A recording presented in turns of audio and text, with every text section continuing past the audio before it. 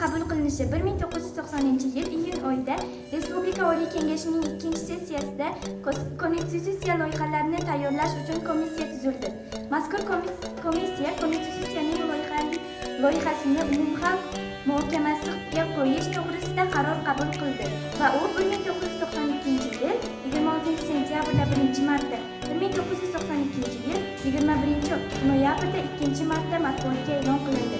1992-yil 8-dekabr kuni O'zbekiston Respublikasi Oliy Kengashining 12-chaqiriq 11-sessiyasida qabul qilindi. Konstitutsiya bu bizning huquq va burchlarimizni ifodalab beruvchi majmuadir. O'zbekistonda yashovchi har bir millat vakili, har bir fuqaro qonun oldida teng. Har kim bilim olish huquqiga ega. Bepul umumiy ta'lim olish davlat tomonidan kafolatlanadi. Davlat maktab ishlari davlat nazoratidadir. 41-modda.